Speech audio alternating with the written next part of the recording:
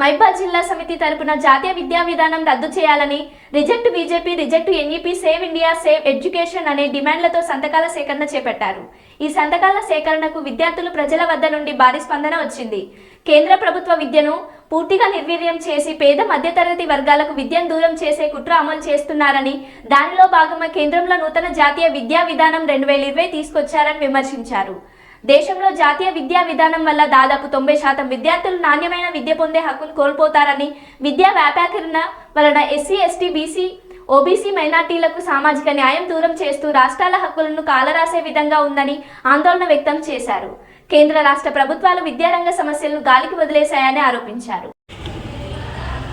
ఈరోజు మనం new education పాలసీకి వ్యతిరేకంగా ఏఐఎస్ఎఫ్ ఆధ్వర్యంలో సంతకాల సేకరణ అనే ఒక ప్రోగ్రాం చేస్తున్నాం. న్యూ ఎడ్యుకేషన్ పాలసీ గురించి ఇలా ఎవరికైనా తెలుసా? అంటే న్యూ ఎడ్యుకేషన్ పాలసీ అని చెప్పి కేంద్ర ప్రభుత్వం, నరేంద్ర మోడీ ప్రభుత్వం 2020లో ఎన్ఈపీ 2020 అనే పేరుతోటి ఒక న్యూ ఎడ్యుకేషన్ పాలసీని తీసుకొచ్చింది. దీని ద్వారా ఏంటంటే 5+3+3+4 ఇప్పుడు మనం చదివేది విధానం ఏంటంటే 10+2+5 డిగ్రీ వరకు ఇట్లా జరుగుతుంది. అంటే 5+3+3+4 అంటే ఇక్కడ ఇంటర్ వరకే. సెకండ్ క్లాస్ వరకు ఒకటి, ఎల్కేజీ, యూకేజీ, నర్సరీ సెకండ్ ఒకటి, థర్డ్, ఫోర్త్, ఫిఫ్త్ ఒకటి, 3 అయిపోయింది.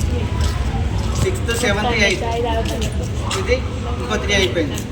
9th, 10th inter first year, second year, ఇది 4th. సెకండ్ ఇయర్ వరకు ఇట్లా 5+3+3+4 అనే ఒక న్యూ ఎడ్యుకేషన్ పాలసీ తీసుకొని వచ్చింది. దీని ద్వారా ఏంటంటే ఇప్పుడు వచ్చే విద్యార్థులకు ఇంటర్ విద్య అనేది లేకుండా అయిపోతాం. మొత్తం స్కూల్లోనే అయిపోతుంది. 10th వరకు మనం ఒక కాడ చదువుకున్నాం, ఇంటర్ మళ్ళీ ఇంకో కాలేజ్ పోయింది, డిగ్రీ ఇంకో కాలేజ్ పోయింది. ఇప్పుడు ఇంటర్ వరకు మొత్తం ఒకే కాడ అయిపోతుంది ఇక స్కూల్లోనే. ఇక సెకండ్ 10th వరకు మీకు సర్టిఫికేట్ వచ్చేది, అట్లా కాదు. స్కూల్ నుంచి ఇంటర్ వరకు ఒకటే ఉంటుంది. అప్పుడు మీ స్కూల్ ఏజ్ అయిపోయింది అన్నట్టు. అసలు దీనివల్ల లాభం ఎవరికి, దీనివల్ల ఉపయోగం ఏంటిది, ఇట్లా మారవడం వల్ల ఉపయోగాలు ఏంటి, అసలు విద్యార్థులకు ఏమైనా లాభాలు ఉన్నాయి అంటే ఏం లేదు. ఇట్లా మారవడం వల్ల మతతత్వమైన కొన్ని సబ్జెక్టులను, కొన్ని ఆలోచనలను తీసుకొచ్చి సిలబస్ను కూడా మార్చుతాను. మనకు కావాల్సింది సైన్సు, శాస్త్రీయ సోషలిజం, ఇలాంటివి మనకు కావాల్సింది. మనం ముందుకు పోవాలంటే ఇలాంటి పురాణాలు ఎక్కడో తీసుకొచ్చి అని చెప్పి ఈ సిలబస్లలో పెడతాను. ఇట్లాంటి ఎడ్యుకేషన్ విధానాన్ని మార్చాలి, సిలబస్ మార్చాలి. దీనివల్ల ఎలాంటి ఉపయోగం లేదు. సైన్స్ వల్ల ఉపయోగం, మ్యాథ్స్ వల్ల ఉపయోగం, లాంగ్వేజ్లు కూడా ఉండాలి. తెలుగు, హిందీ, ఇంగ్లీష్ లాంగ్వేజ్ కూడా ఉండాలి. ఈ లాంగ్వేజ్ల వల్ల మనకు కళా పోషణ అనేది, కొంచెం పాండిత్యం అనేది కూడా పెరుగుతుంది. బయట దేశాలకు పోయినా కూడా ఇంగ్లీష్ అనేది కావాలి. కానీ పూర్తిగా దాని మీదనే పూర్తిగా ఈ సైన్స్ నిర్వీర్యం చేసి మతతత్వాన్ని బోధించాలని చూస్తాను. ఇలాంటి వాళ్ళ వల్ల ఏంటంటే ఈ దేశాన్ని ఒక మతతత్వ దేశంగా మార్చడానికి ప్రయత్నం తప్ప విద్యార్థులకు కానీ, దేశానికి కానీ, మనకు కానీ ఎలాంటి ఉపయోగం లేదు. ఇంకా ఈ కేంద్ర ప్రభుత్వం తీసుకొచ్చిన అన్ని ఈ న్యూ ఎడ్యుకేషన్ పాలసీని తీసుకురావడానికి అసలు ఏ ఒక్కరు కూడా సపోర్ట్ లేదు. ప్రతిపక్ష ఎంపీలను మొత్తం బయటికి పంపించి వాళ్ళని బెదిరించి సస్పెండ్ చేసి వాళ్ళ ఎంపీలనే సభలో ఉంచుకొని వాళ్ళతోటి ఆమోదాన్ని తెలిపించుకొని ఇలా బలవంతంగా దీన్ని మన సమాజంలోనికి చొప్పించాలని చూస్తాను. ఇది పార్లమెంట్ పూర్తిగా ఆమోదించింది కూడా కాదు. బలవంతంగా అడిగిన వాళ్ళని బయటికి పంపించడం, సస్పెండ్ చేయడం పార్లమెంట్ సమావేశాల నుంచి, ఇలాంటి బలవంతంగా చొప్పించడం కూడా ఇది ప్రజా వ్యతిరేక విధానం.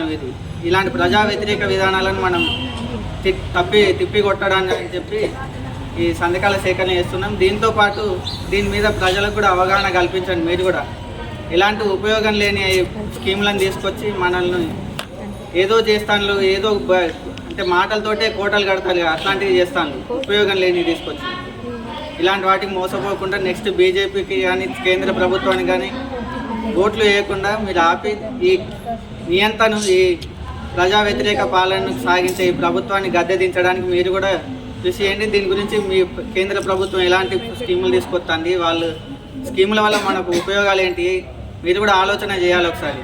వాళ్ళు ఎవరి కోసం తీసుకొస్తాను, ఈ దేశంలో 130 కోట్ల మంది ఉంటే ఒక ఇద్దరికి మాత్రమే పనికొస్తే వాళ్ళు తీసుకొచ్చే స్కీములు ఏ సామాన్యుడైనా బతికేటట్టున్నాయి. అంబానీ, ఆదానీలకు తప్ప ఏ ఒక్కడు కూడా బాగుపడలేదు.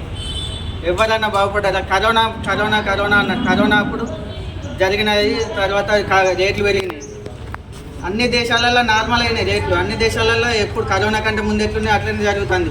కానీ మన కాడ కరోనా టైంలో పెరిగిన పెట్రోల్ ధరలు అవుతుంది, పప్పులు, ఉప్పు, నూనె ధరలు అవుతుంది. ఇప్పుడు తగ్గలేదు. మనకేమని చెప్తారు, ఎగ్జాంపుల్ పెట్రోల్ తీసుకుంటే పెట్రోల్ కరోనా టైంలో కొంచెం మనకు ఎగుమతి లేక అక్కడ నుంచి ప్రొడ్యూస్ లేక ఎక్కువ రేట్ కమ్మిండు.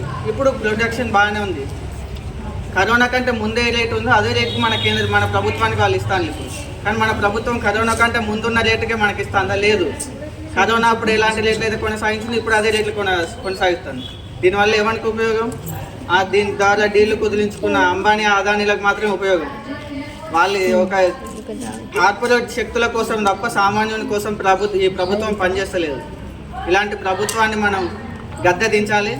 దీని మీద కొంచెం మీరు కూడా అవగాహన పెంచుకొని ఎవరైతే మనకు సవ్యమైన పరిపాలన అంటే సామాన్యుడు కూడా బతకగలగాలి ఆ పరిపాలన. అలాంటి పరిపాలన అందించే వాళ్ళకు ఓట్లేండి. మీకు ఇంటికాడ ఉన్న వాళ్ళకు కూడా, మీ పెద్దవాళ్ళకు కూడా చెప్పండి.